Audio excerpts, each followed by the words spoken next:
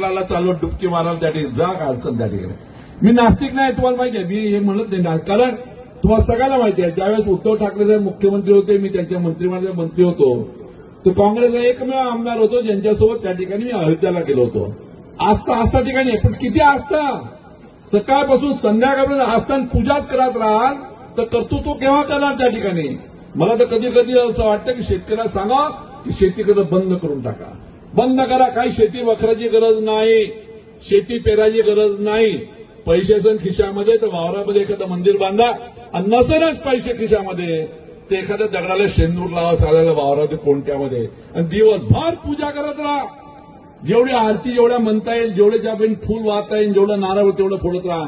आणि देवाला सांगितलं पाय मी तुझी पूजा कोणाला, वावर तुला वखराचा आहे. देवा सांग, हे देवा वावर तू वखर, वावर तू पेर, कापूस तू वेच, आणि त्या मालेगावच्या जीनमध्ये जाऊन त्यावेळी मालेगावच्या जीनमध्ये कापूस टाकतो, मला पट्टी आणून देतो, घर पोच माझ्या घरी पोषे त्या ठिकाणी आले पाहिजे. आमच्या महिला वर्गाला सुद्धा सांगतो आजकाल की काय घरी त्यावेळी स्वयंपाक करून, कुठं तेल महाग होते त्यांच्यावेळी, गॅस महाग, आणि कुठं फार भांडणी पडतात त्या ठिकाणी. असं केलं तसं केलं. 2 पोरं घरी चांगले ठेवायचे. त्यांना सांगितलं की ज्या परिसरामध्ये 8-10 किलोमीटर जिथे कुठे त्या ठिकाणी महाप्रसाद असाल त्या महाप्रसादचे पोरं स्टीलचे डब्बे घेऊन पाठवा. मी विचारलं काही लोकांना, महाप्रसाद लोक डब्बे घेऊन त्यामध्ये आजकाल त्या ठिकाणी सोबत डब्बे घेऊन जाते. हा गोविंदा साहून आला तर त्याच्या महाप्रसाद उमरीला झाला तर डब्बे घेऊन आले तर लोक डब्बे भरून येऊन जाते. मग आता डब्बे पाठवायचे, महाप्रसाद घेऊन यायचा आणि घरी बसतो. काय करायचं गरज नाही. पोरांना सुद्धा सांगतो, नवीन जे पोरं शिक्षणातले आहे, काय अभ्यास करू नका, काय पाठांतर करू नका, काय ज्यावेळी मास्टर शिकते लक्ष देऊ नका त्याकडे. आपल्या पुस्तकावर एखादं देवाचं चित्र लावा चांगलं, रोज त्या देवाच्या आम्ही अगरबत्ती लावत चला, आणि त्याला हे तू अभ्यास कर, पास मध्ये वाढले जाते. हे काय लावला दंडाटे, कोणीकडे चालला देश आहे. हा देश जो स्वतंत्र झाला होता, हा देश स्वतंत्र पूजापाठी स्वतंत्र नव्हता झाला. हा देश जो स्वतंत्र झाला कर्तृत्वासाठी झाला होता त्या ठिकाणी. ह्या देशातील लोक डॉक्टर झाले पाहिजे, ह्या देशाचे इंजिनियर झाले पाहिजे, ह्या देशाचे डॉक्टर चार्टर्ड अकाउंटंट झाले पाहिजे, देशातील लोकांनी कारखानदारी टाकली पाहिजे, ह्या देशातील लोकांनी अत्यंत चांगल्या पद्धतीने शेती केली पाहिजे, ह्या देशातील लोकांनी दर उत्पन्न वाढवलं पाहिजे. आभाळाला हात लावले म्हणून आपण त्या देश स्वतंत्र घेतला, गुलामदीमध्ये राहण्यासाठी नाही.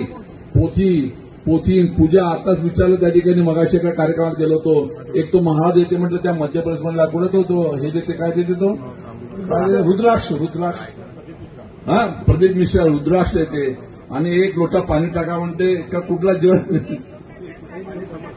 1 लोटा जळ पाणी हे काय धंदा वाटायला. सर कुठला चाललो आपण, कुठीकडे नेजू झालं.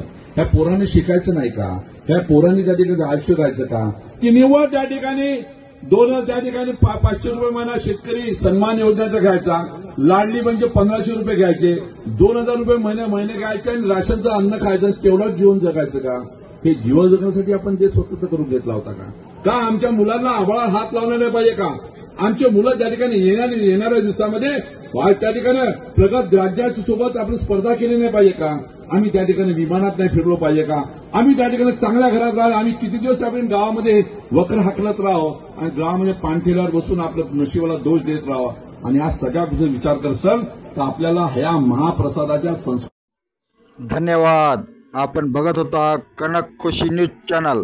कनक खुशी न्यूज चॅनलला सबस्क्राईब करा, लाईक करा.